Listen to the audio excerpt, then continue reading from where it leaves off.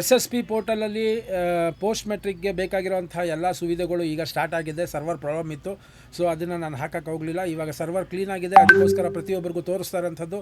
ಡೈರೆಕ್ಟಾಗಿ SSPನಲ್ಲಿ ನೀವು ಲಾಗಿನ್ ಆಗಬೇಕು. ಲಾಗಿನ್ ಆಗುವಾಗ ನಿಮಗೆ ನೋಡಿ ಇಲ್ಲಿ SSP ಕರ್ನಾಟಕ ಅಂತಲೇ ಇದೆ. ಇಲ್ಲಿ ಡೈರೆಕ್ಟಾಗಿ ಲಾಗಿನ್ ಆಗಿಲ್ಲ ಅಂತ ಅಂದರೆ ನೀವು ಹೊಸದಾಗಿ ಖಾತೆಯನ್ನು ಮಾಡಬೇಕು ಅಂತ ಅಂದರೆ ಇಲ್ಲಿ ತಗೊಳ್ಳಿ. ಓಕೆ, ನಾನು ಇದನ್ನು ಆಂಗ್ಲ ಭಾಷೆಗೆ ಹಾಕಿ ತೋರಿಸ್ತೀನಿ ನಿಮಗೆ.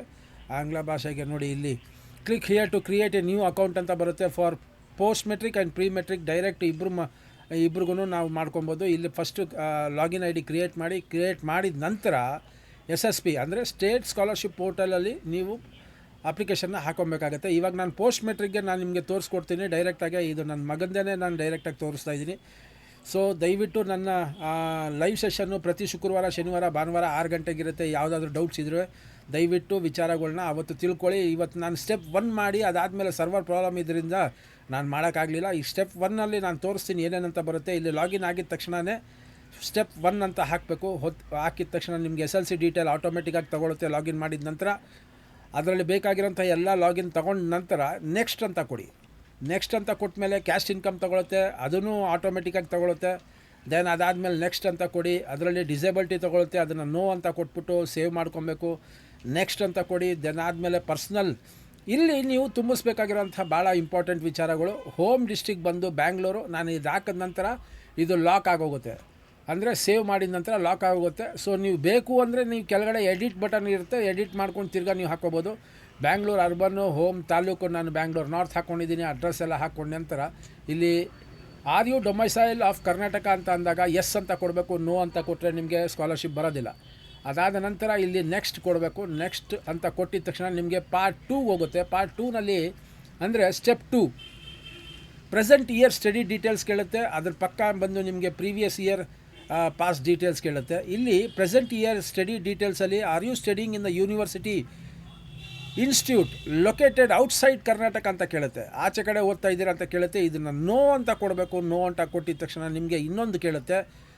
ಯಾರು SLC ಮುಗಿಸಿದ ನಂತರ 11th and 12th ಅಂದರೆ ಫಸ್ಟ್ PUC, ಸೆಕೆಂಡ್ PUC ಯಾರು ಓದ್ತಾ ಇದ್ದಾರೆ ಅವರು CBSE, ICSE ಮತ್ತು IGCSE ಬೋರ್ಡಲ್ಲಿ ಅವರು ಎಸ್ ಅಂತ ಕೊಡಬೇಕು. ಅದಕ್ಕೆ ಬೇಕಾಗಿರೋಂಥ ದಾಖಲೆಗಳನ್ನ ಹಾಕೋಬೇಕು. ನಾನು ಇವಾಗ ಡೈರೆಕ್ಟಾಗಿ ಟೆಕ್ನಿಕಲ್ ತೋರಿಸ್ತಾ ಇದ್ದೀನಿ.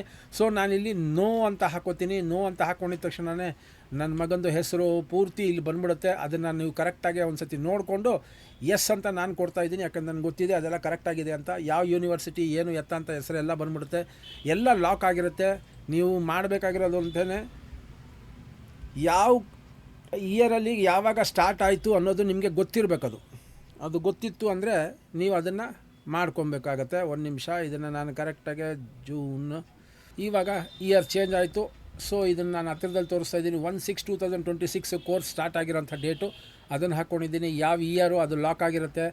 ಅಂದರೆ ನೋಡಿ ಇಲ್ಲಿ ಯಾವ ಇಯರು ಅದು 3rd ಇಯರು. ಅದಾದಮೇಲೆ ಏನು ಮೆಕ್ಯಾಟ್ರಾನಿಕ್ಸ್ ತೊಗೊಂಡಿರೋದು ಅದೆಲ್ಲ ಆಗೋಗಿರುತ್ತೆ. ಮೋಡ್ ಆಫ್ ಅಡ್ಮಿಷನ್ ಬಂದು ಇದು ಕೋರ್ಸ್ ವಿತೌಟ್ ಕೌನ್ಸಿಲಿಂಗ್ ಅದು. ಸೊ ಅದೇ ಥರ ಹಾಕಿದ್ದೀನಿ, ಅದೇನು ತೊಂದರೆ ಇಲ್ಲ. ಸೇವ್ ಆ್ಯಂಡ್ ಪ್ರೊಸೀಡ್ ಅಂತ ಕೊಡಬೇಕು. ಇದು ಟೆಕ್ನಿಕಲ್ ಅಂತ ತೋರಿಸ್ತಾ ಇರೋಂಥದ್ದು. ಒಂದು ಸತಿ ಅಪ್ಲಿಕೇಶನ್ನ ಸಬ್ಮಿಷನ್ ಆದಮೇಲೆ ನೀವು ಯಾವುದೇ ಕಾರಣಕ್ಕೂ ಎಡಿಟ್ ಮಾಡೋಕ್ಕಾಗಲ್ಲ. ಸೊ ಒಂದು ಸತಿ ನೀವು ಎಲ್ಲ ಬ್ಯಾಕ್ ಅಂತ ಹೋಗಿ ಅಂತ ಅಂದರೆ ಪ್ರೀವಿಯಸ್ ಅಂತ ಹೋಗಿ ಎಲ್ಲ ಚೆಕ್ ಮಾಡಿಕೊಂಡು ಅದಾದಮೇಲೆ ಸೇವ್ ಆ್ಯಂಡ್ ಪ್ರೊಸೀಡ್ ಅಂತ ಕೊಡಿ. ನಾನೀಗ ಸೇವ್ ಆ್ಯಂಡ್ ಪ್ರೊಸೀಡ್ ಅಂತ ಕೊಡ್ತಾಯಿದ್ದೀನಿ. ಯಾಕೆಂದರೆ ಎಲ್ಲ ಕರೆಕ್ಟಾಗಿದೆ. ನಾನು ಓಕೆ ಅಂತ ಕೊಟ್ಟೆ, ಸೇವ್ ಆಯ್ತದು. ಸೇವ್ ಆಗಿದ ನಂತರ ಇಲ್ಲಿ ನಾನೀಗ ಕೆಳಗಡೆ ಹೋಗಿದ ನಂತರ ನೆಕ್ಸ್ಟ್ ಅಂತ ಕೊಡ್ತೀನಿ. ಆಗೋಯ್ತು. ಈಗ previous years of pass details ಇದೇನು ಬೇಕಾಗಲ್ಲ. ಓಕೆ, ಇಲ್ಲಿ ನೆಕ್ಸ್ಟ್ ಅಂತ ಇರುತ್ತೆ. ಡೈರೆಕ್ಟಾಗಿ ನೆಕ್ಸ್ಟ್ಗೆ ಹೋಗಿ ನೆಕ್ಸ್ಟ್ ಅಂತ ಕೊಡಿ.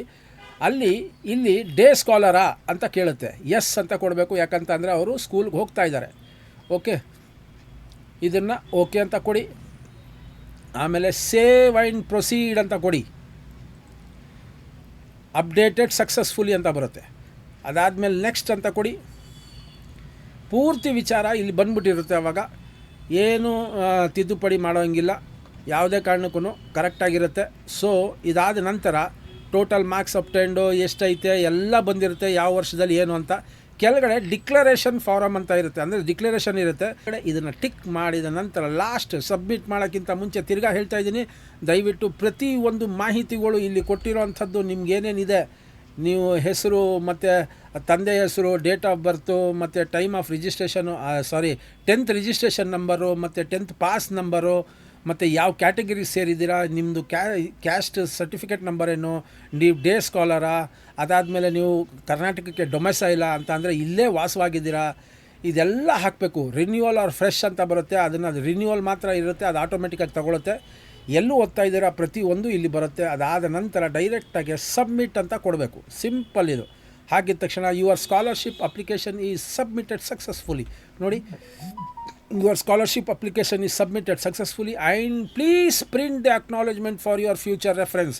ದಯವಿಟ್ಟು ಇದನ್ನು ಮರಿಬೇಡಿ. ದಯವಿಟ್ಟು ನಿಮ್ಮ ಅಕ್ನಾಲೇಜ್ಮೆಂಟ್ನ ಪ್ರಿಂಟ್ ಮಾಡ್ಕೊಳ್ಳಿ. ನೋಡಿ, ಇಲ್ಲಿ declaration to inform final submission done ಅಂತ ಬಂದಿರುತ್ತೆ. ಅದಾಗಿದ ತಕ್ಷಣ ಏನು ಮಾಡಬೇಡಿ, ದಯವಿಟ್ಟು ಮೇಲ್ಗಡೆಗೆ ಹೋಗಿದ ನಂತರ ಇಲ್ಲಿ ನೋಡಿ ಅಕ್ನಾಲೇಜ್ಮೆಂಟ್, ಅಪ್ಲಿಕೇಶನ್ ಸ್ಟೇಟಸ್ ಅಂತ ಬರುತ್ತೆ. ಇಲ್ಲಿ ಅಕ್ನಾಲೇಜ್ಮೆಂಟ್ ಅಂತ ಇರುತ್ತೆ.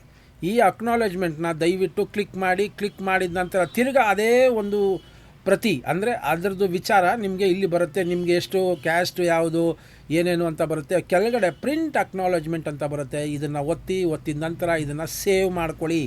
ಇದನ್ನು ದಯವಿಟ್ಟು ಸೇವ್ ಮಾಡ್ಕೊಂಡು ಇಟ್ಕೊಳ್ಳಿ. ಇದು ನಿಮಗೆ ರೆಫರೆನ್ಸ್ಗೋಸ್ಕರ ಬೇಕಾಗುತ್ತೆ. ಓಕೆ, ನಾನು ಇದನ್ನು ಸೇವ್ ಮಾಡ್ಕೊತಾ ಇದ್ದೀನಿ.